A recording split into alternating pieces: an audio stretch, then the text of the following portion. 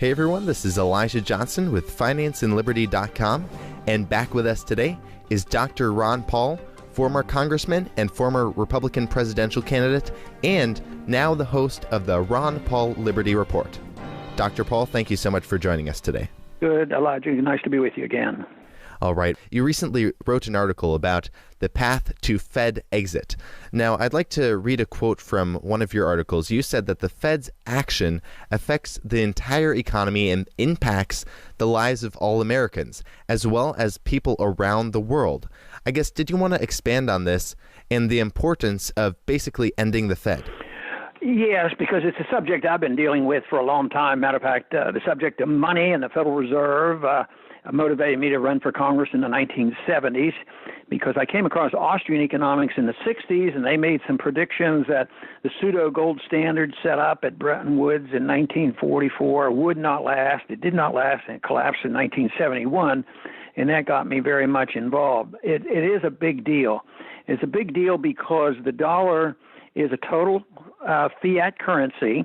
We get to print the money, and that's a big deal in itself, but it's also the reserve currency of the world. So when we took gold, the world took gold out of the system, they had to have something to link to, and so they linked to the dollar for a while. It was linked to a pseudo-gold standard, partially backed.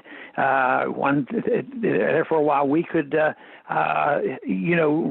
recuperate gold by turning in dollars, and that was stopped in the 1930s.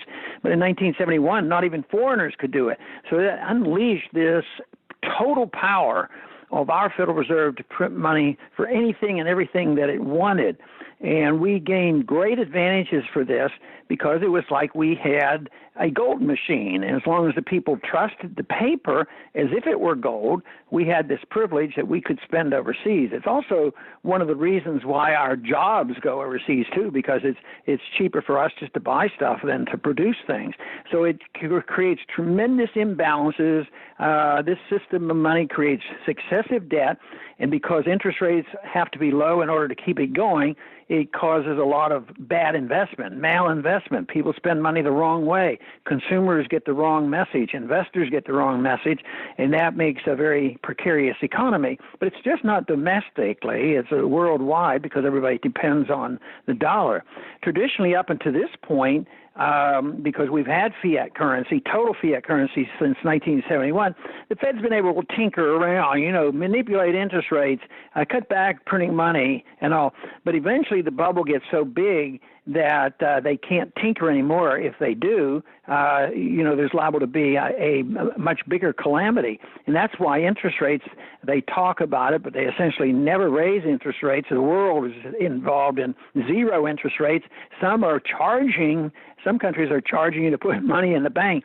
So it's a totally non-viable system. It's never been used before, and it challenges all the common sense laws of economics that we're working with. So I, for one, and many others, especially those who have studied Austrian economics, expect this not to last, and there will have to be an eventual correction of this. That's what the market demands. If there's too much debt, they want to liquidate debt and start all over again. But so far, the powers in money have been able to keep things afloat, and they bail out everybody. And as long as there's a trust, which is subjective, in the currency, the bubble keeps getting bigger. So I think we live in a very, very dangerous time. And unfortunately, what the Fed does is they finance a lot of mischief. They finance the welfare state, the warfare state. So not only is it a problem with the monetary problem and the business cycle, it also finances some real great evils that we have to put up with. Now, in your article, you talk about different steps to ending the Fed, and the first step you talk about is auditing the Fed. You said while an audit would not stop the Fed, in doing its actions, it would make transparent the Fed's operations. And once the public was aware of what the Fed was actually doing, then there would be more public support for ending the Fed. Did you want to expand on this? Yes, and I think this is the one area where we've made some progress in the last decade, especially because before that, nobody really talked about the Fed. Nobody blamed the Fed. The Fed generally got away with what they were doing. If you had good times, the Fed got the credit.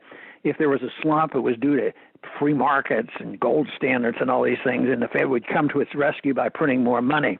But not so anymore, especially since the last crisis in '08 and '09, because they actually churned about $17 trillion in propping up and bailing out other central banks, other governments, big corporations, all the banks, and the little guys lost their jobs, and many people lost their houses, and they couldn't pay their mortgages. But people are alert to that now. So I think with a true audit, the main place where we would find out what's happening and what they really protect is the information of international transactions. So it's a much bigger thing than just the Federal Reserve manipulating our money.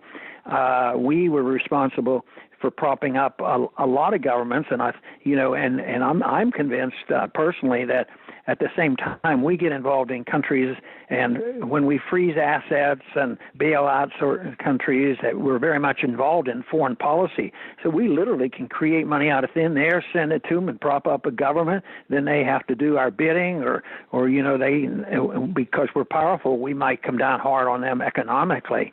So, but the audit is the key to it.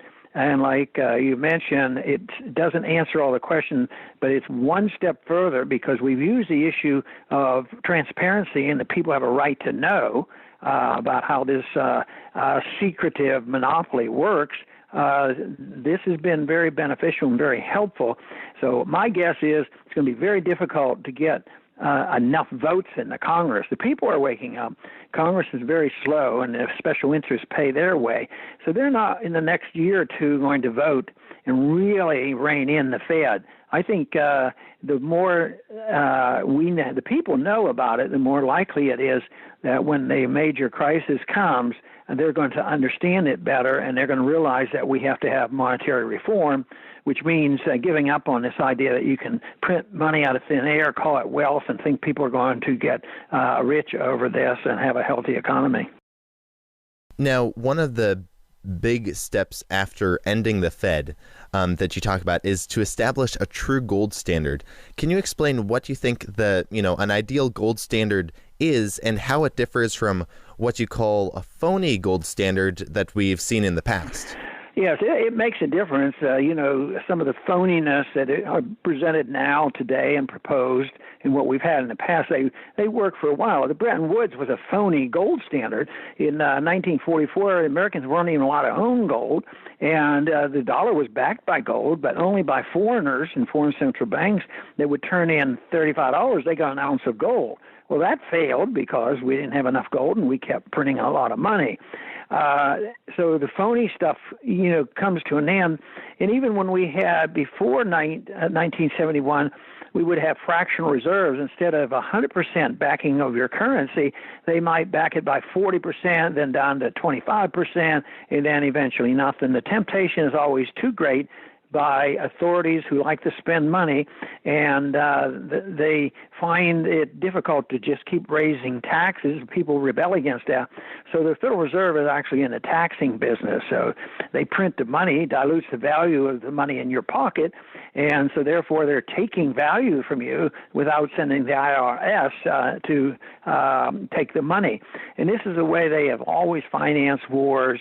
And this is the thing that when people realize it, that they'll know that this has to end. Today, some of the proposals are that there's a group, the supply-siders, propose a gold price rule. Now, the gold price is important. We haven't had a gold standard, but when the Bretton Woods broke down in '71, gold was $35 an ounce. So it's up now to $1,350. So it does reflect it. The market is telling us what's in, but that's not a gold standard. A true gold standard is where if they issue a certificate and say this certificate is worth 1 ounce of gold or 1 ounce of silver, an individual should always be able to go to the bank and say, well, I don't know if you guys are being honest with us. I want my silver. I want silver dollars for these Federal Reserve notes. And so the gold or silver coin standard is what is necessary so that the checking up on it would be by the people.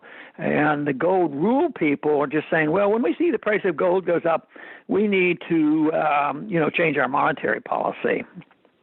That's sort of after the fact and really doesn't reflect a true gold standard.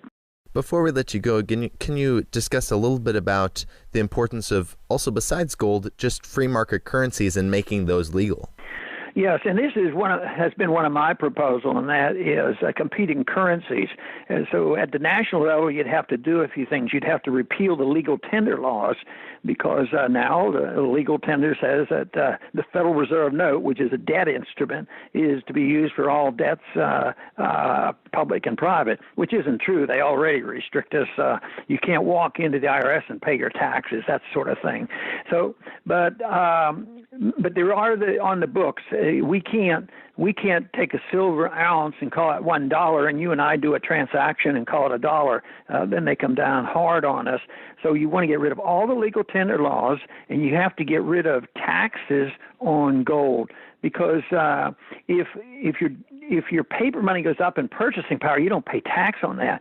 But if the purchasing power of an ounce of gold goes from $1,000 to $1,200, and you want to spend it to buy something, they say, well, you have to pay, this is a commodity exchange, so you have to pay taxes on that $1,200 profit you made. So you have to get rid of capital gains taxes by the federal government, and actually the states